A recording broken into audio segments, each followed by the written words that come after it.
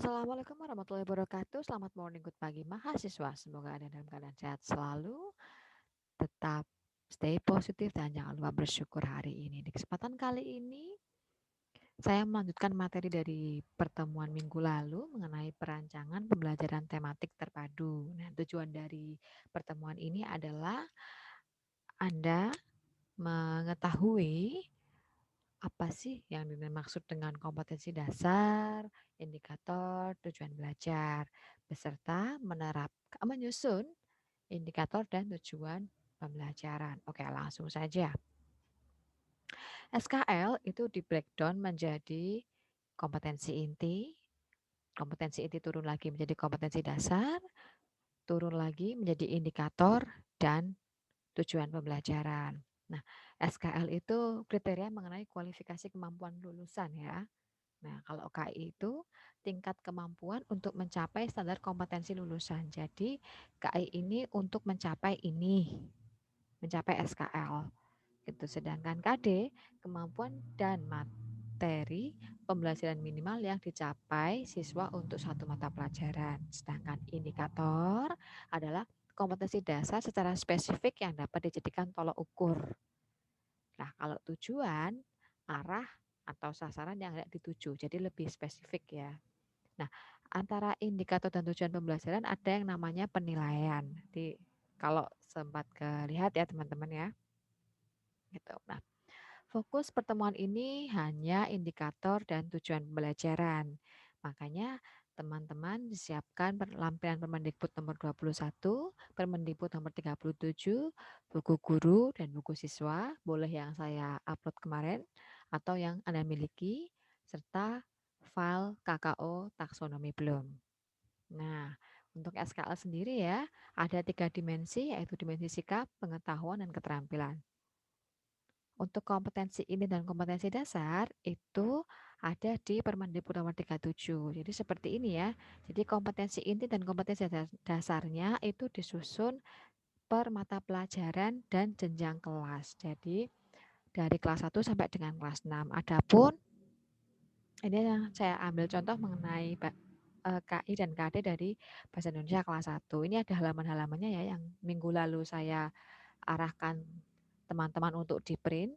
Jadi yang di-print itu adalah KI, KD, semua mata pelajaran yang diajarkan di madrasah. Nah, untuk standar isi itu Permendikbud nomor 21 berkenaan dengan materi-materi. Jadi dalam penyusunan indikator dan tujuan pembelajaran itu sebetulnya materi sudah terlihat di kompetensi dasarnya, akan tetapi kurang spesifik. Jadinya melalui standar isi bisa dilihat materi apa saja. Gitu. Jadi ini sebagai contoh untuk materi bahasa Indonesia kelas 1 sampai dengan kelas 6 ya, seperti ini. Ada tingkatannya kelas 1 sampai dengan kelas 6 tuh yang dipelajari apa saja. Yang SMP pun juga sama, yang SMA pun juga sama. Oke, nah ini adalah jaring-jaring subtema yang sebelah kiri dan pembelajaran untuk yang sebelah kanan. Di sini saya mengambil jaring-jaring subtema atau saya sebutnya dengan jaring-jaring tematik sub tema 1, subtema 3 mengenai pertumbuhan hewan, pembelajaran 2. Jadi ini satu subtema, berarti ini untuk satu minggu, sedangkan ini adalah untuk satu hari, yaitu pada pembelajaran kedua.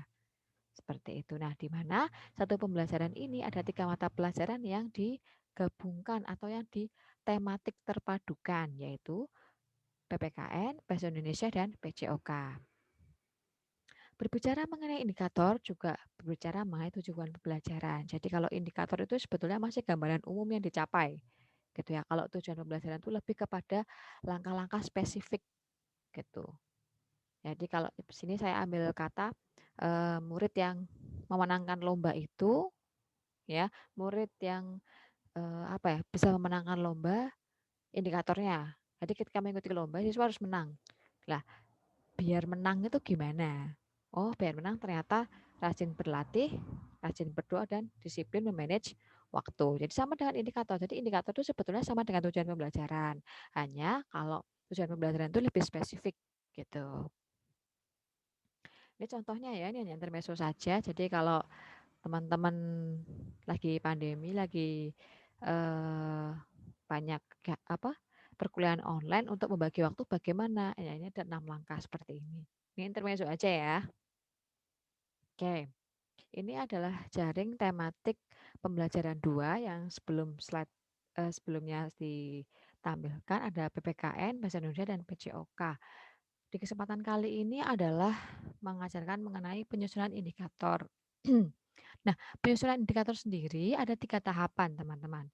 Yang pertama itu menentukan KD dari setiap mapel dalam satu pembelajaran. Jadi KD itu adalah kompetensi dasar ini loh yang dikasih nomor 1.4, 2.4, 3.4, 4.4 ini adalah KD. Jadi yang dijaring tematikan itu KD-nya.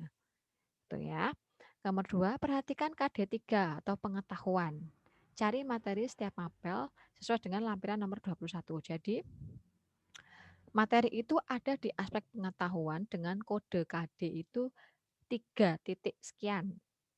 Berarti kalau PPKN itu 3.4, Bahasa Indonesia 3.4, PJOK 3.1. Cari materinya di lampiran halaman nomor 21 dan cek kesesuaian materi pada buku siswa.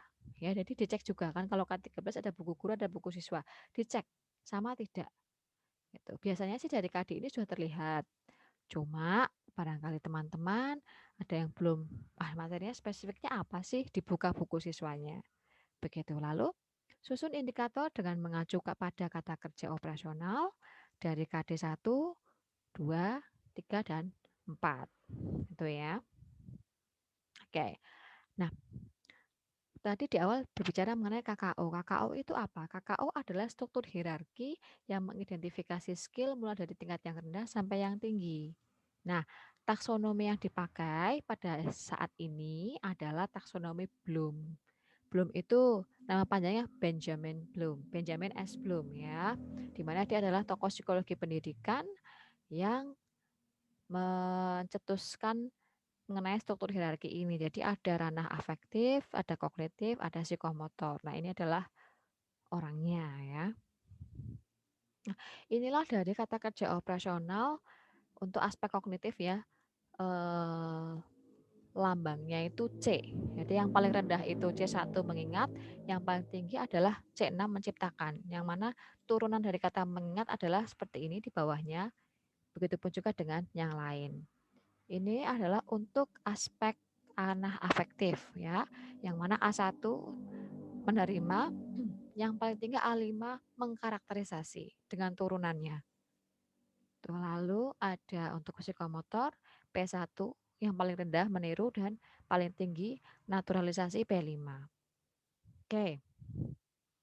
Dari materi yang disampaikan mengenai jaring tema pada pembelajaran, didapati materi untuk PPKN itu mengenai kebinekaan, Bahasa Indonesia mengenai identifikasi ide pokok, dan PJOK mengenai kombinasi jalan, lari, dan lompat. Dari mana? Dari KD 3-nya. Ya, 3, KD 3-nya. Itu. Oke. Untuk bahasa Indonesia, KD 3.4 itu materinya adalah identifikasi ide pokok bacaan. Membuat indikatornya bagaimana? Ya, indikatornya kata depannya selalu siswa. Jadi siswa dapat, lalu Anda menyebutkan KKO sesuai dengan kompetensinya. Berarti karena ini aspek pengetahuan, berarti menggunakan C.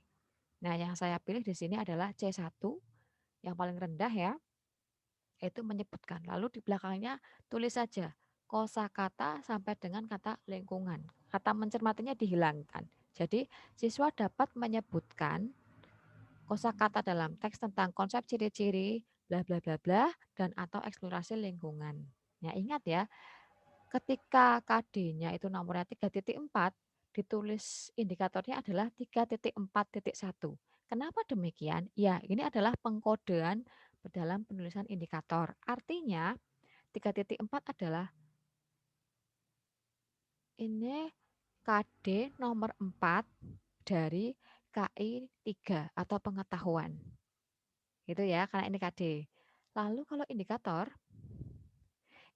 nomor 1, maaf, ini nomor 1 harusnya. Indikator nomor 1 dari KD 3.4 pengetahuan. Ya, kalau yang ini saya ulangi KD nomor 4 dari KI 3. Ya, karena di atasnya KD ada KI. Nah, kalau ini di atasnya indikator ada KD. Jadi indikator nomor 1 dari KD 3.4 yaitu aspek pengetahuan. Ya, coba kita cek. Nah, ya kan? C1 menyebutkan gitu. Caranya menyusun seperti itu ya. Begitu juga dengan yang KD 4.4. Ya, penyusunannya 4.4.1 siswa dapat merumuskan. Jadi diawali itu selalu indikator itu siswa dapat. Nah, siswa dapat tambah KKO-nya gitu. Ya, ini arti penomorannya KD nomor 4 dari KI 4 keterampilan. Sedangkan ini indikator nomor 1 ya, maaf, nomor 1 dari KD 4.4 atau KD keterampilan. Coba kecepatan. Ya, ini ya merumuskan.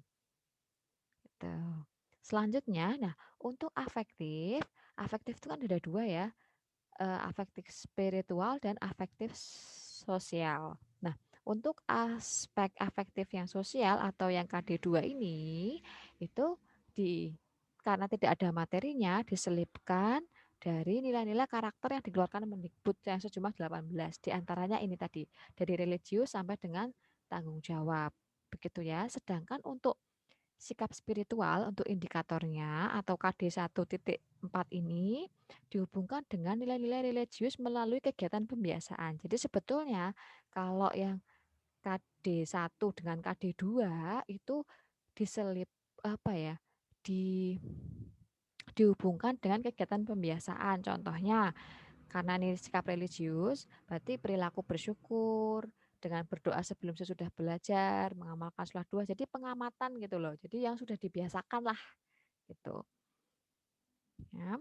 Nah, contohnya untuk 1.4 saya ambil sikap religius bersyukur. Nah, indikatornya 1.4.1 siswa dapat menunjukkan ya A5 berarti yang paling tinggi perilaku bersyukur atas keberagaman di lingkungan sekitar sebagai anugerah Tuhan yang Maha Esa. Berarti siswanya mampu menunjukkan. Jadi ketika berangkat sekolah gitu dia eh, turun dari kendaraan, alhamdulillah sudah sampai sekolah. Itu dia sudah menunjukkan gitu ya. Oke, penomorannya pun juga sama artinya ya. Jadi kalau ini indikator 1 dari KD 1.4. Kalau ini berarti KD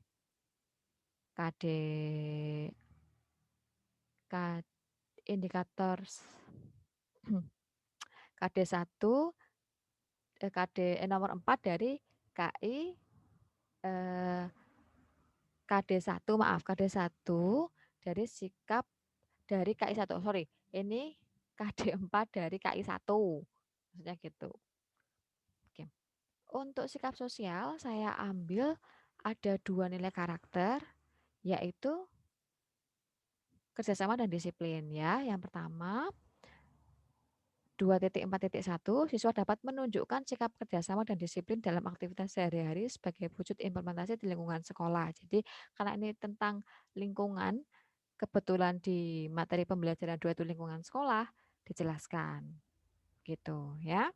Nah, untuk nilai karakter untuk yang KD2 ini saya sarankan itu maksimal 2 karena berhubungan dengan cara mengambil penilaiannya.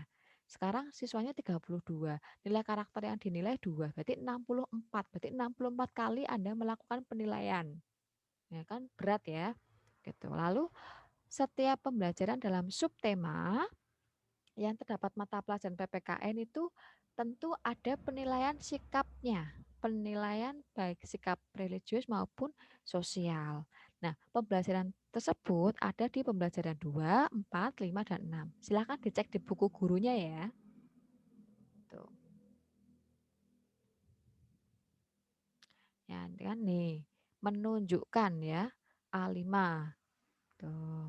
Nah, tadi sudah indikator, lalu tujuan pembelajaran. Jadi kalau tujuan pembelajaran itu yang lebih spesifik ya, karena ada dua dua yang ditekankan yaitu learner oriented dan operasional. Jadi sifatnya itu memang berpatokan pada perilaku siswanya, bukan gurunya.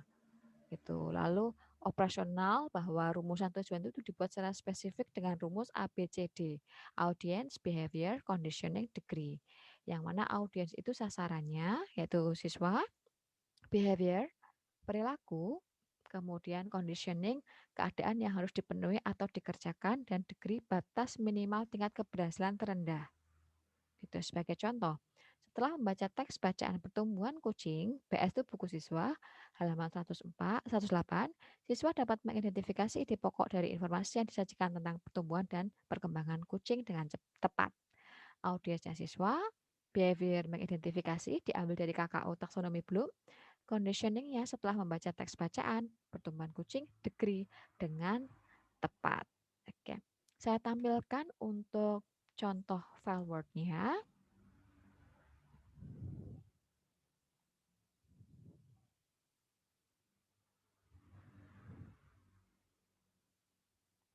Seperti ini ya.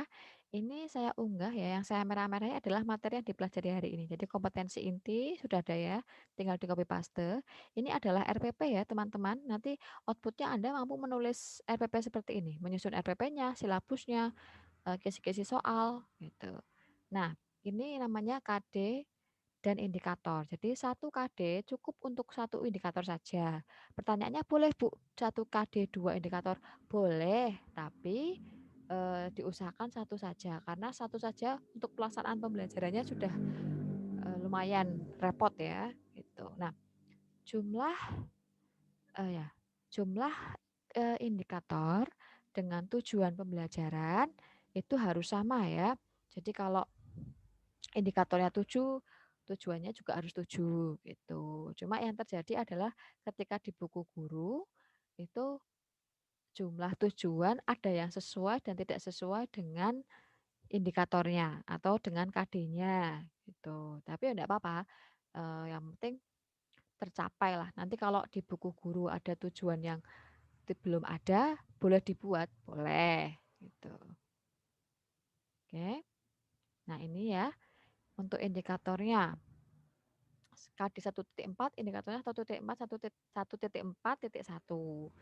KD-nya 2.4, indikatornya 2.4.1 dan seterusnya. Seperti itu teman-teman. Nanti file ini saya share di Google Classroom untuk pegangan Anda dan materi mulai dari pertemuan 4 sampai dengan akhir bersambung ya. Jadi jangan sampai terlewat. Oke.